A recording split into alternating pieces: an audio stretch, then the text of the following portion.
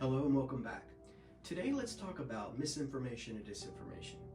In our age of information overload and the rapid dissemination of news and data, two terms have gained recent importance, and they are misinformation and disinformation. While they may sound similar, they have distinct meanings and implications. Understanding these concepts is crucial in navigating the complex landscape of today's information ecosystem. To illustrate their significance, we must dive deep into the challenges of establishing intent when dealing with disinformation and the delicate balance between combating false information and preserving free speech. Misinformation refers to the dissemination of inaccurate or false information, often without any malicious intent. It can occur due to various reasons, including honest mistakes, misinterpretation of facts, or a lack of access to credible sources. The key characteristic of misinformation is that it's not deliberately created to deceive, but rather it spreads due to errors in communication or lack of verification. Disinformation, on the other hand, is a more malevolent form of false information. It involves the deliberate creation and dissemination of false or misleading content with the intent to deceive, manipulate, or influence public opinion. Propaganda.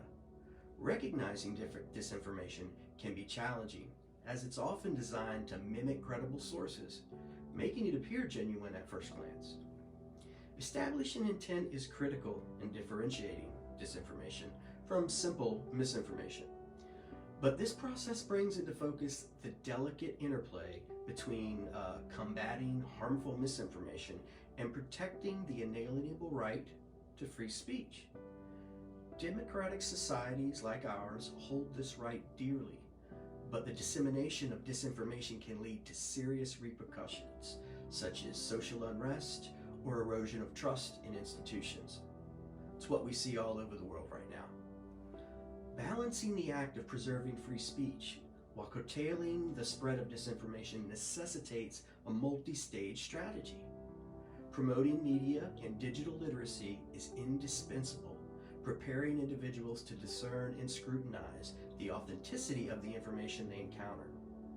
In the era of deep fakes, literacy programs are increasingly important, teaching the public to detect signs of manipulation, such as inconsistencies in video or audio that suggest they've been tampered with. These educational initiatives are crucial in empowering people to be more discerning consumers and producers of media content, thereby preventing the spread of disinformation and supporting the integrity of free speech.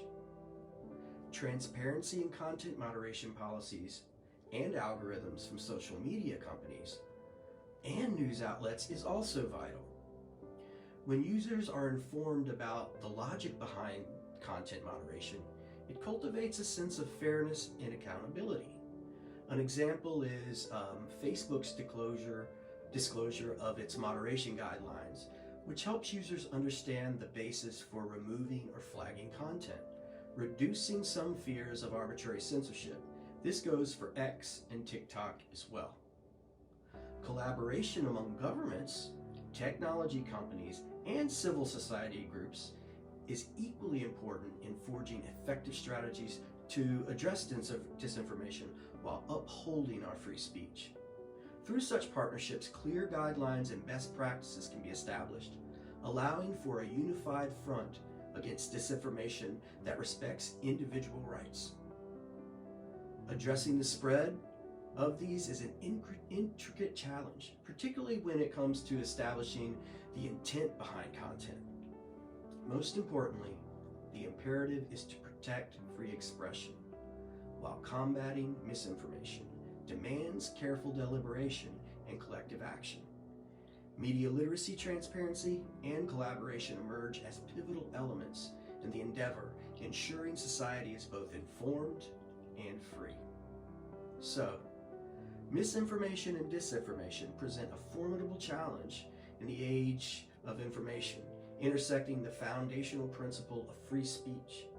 Determining intent behind content is a significant hurdle, yet it is essential in distinguishing harmful disinformation from simple misinformation. The path forward involves striking a balance between countering misinformation and safeguarding the freedom of expression. It calls for a concerted effort to strengthen media literacy, ensure transparency from information platforms, and foster collaboration across multiple sectors. Such a comprehensive approach can help us navigate the complexities of this digital landscape, reinforcing the pillars of free speech while confronting the scourge we see now of disinformation. Once again, if you want some more detail and some other examples, you can check it out on Substack. I'll put it in the description here. If not, I'll see you next time.